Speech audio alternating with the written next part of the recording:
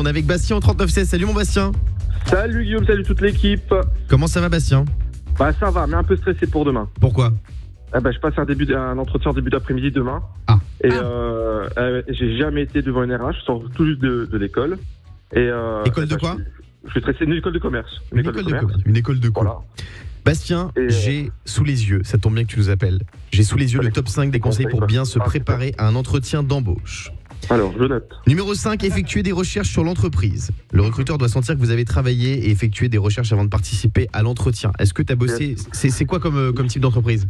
C'est une banque que je citerai pas, mais je me suis renseigné sur genre les valeurs et tout, tu vois, les chiffres. C'est très bien. Bravo. Voilà. Ouais, nickel, voilà. C'est bon. Tu vas sur leur site internet, tu prends quelques infos et ça fera la blague.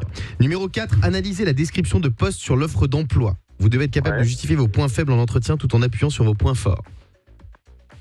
Donc ça, voilà. Numéro 3, il faut que tu prépares des questions à poser. Ouais, ok. Vas-y, pose-moi des questions. Je vais travailler avec une équipe de combien? Pas mal. 2 personnes, voilà. T'as pas de réponse à donner, Guillaume? Faut inventer, tu l'as dit, faut inventer les... Une quinzaine. Faut juste faire gaffe avec les questions, faut pas genre que t'es trop perdu. Parce que sinon ils vont se dire oulala, là il part de trop loin. Faut montrer quelque chose, des questions, mais qui montrent que tu vas creuser toujours plus loin. Ils se disent lui il est intéressant. C'est pas insupportable les entretiens d'embauche. Enfin, c'est quand même le truc, on te pose des questions qui n'ont aucun sens. Tu vois, donc toi t'es gêné, tu poses des questions, tu t'en fous complètement. Et c'est quand même le seul truc qu'on dit, vous vous voyez où dans 10 ans? Mais on s'en fout en fait, non? Ils font exprès.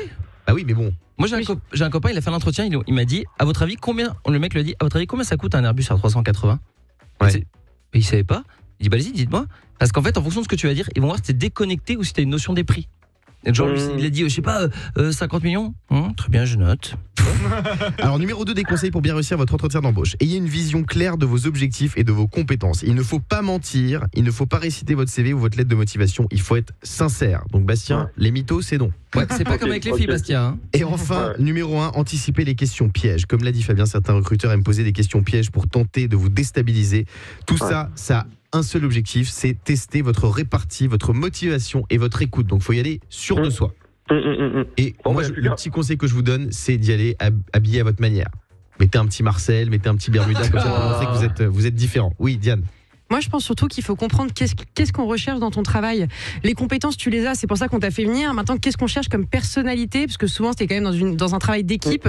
Quelle personnalité doit se dégager de tout ça? Donc, faut vraiment montrer ces points-là et comprendre que finalement, une réponse banale et parfaite, on ne sait pas limite ce qui va retenir l'attention. Il faut que tu aies ta petite part d'originalité. Donc, n'hésite pas à avoir des failles, c'est humain. Mais qu'on voit qui tu es, qu'on se dise, lui dans l'équipe, il apportera sa touche à lui. Et moi j'ai un conseil qui va tous vous intéresser ce matin sur Virgin Radio pour les entretiens d'embauche et pas que, avec votre patron. Un conseil pour négocier votre salaire. Et c'est un vrai conseil, c'est pas une blague. Il faut toujours que vous ayez l'air déçu quand on vous propose un salaire. D'accord. Donc vas-y, propose-moi un salaire, Fabien. 200 000 euros par jour. Ah. Bah, vous attendiez à plus? Non, oui, bah c'est vrai que c'est un peu en dessous de ce que je pensais. Voilà. Vous espérez combien? 300. Il faut toujours avoir l'air déçu. Non mais là vous avez dit n'importe quoi comme chiffre, mais en vrai quand on vous propose un salaire, ayez l'air déçu, comme ça va mettre un coup de pression à l'employeur et il va se sentir obligé de vous proposer plus d'argent. Fais-le moi, vas-y. Fabien, je te propose un stage non rémunéré. Ah bah là effectivement j'ai même pas besoin de la comédie là. Bastien, merci d'avoir été avec nous ce matin sur Virgin Radio et bon courage pour ton entretien. Merci beaucoup, bisous. C'est demain matin, Bastien qui est en école de commerce et qui peut-être grâce à nous va décrocher son premier job. Le Morning Sans Filtre sur Virgin Radio.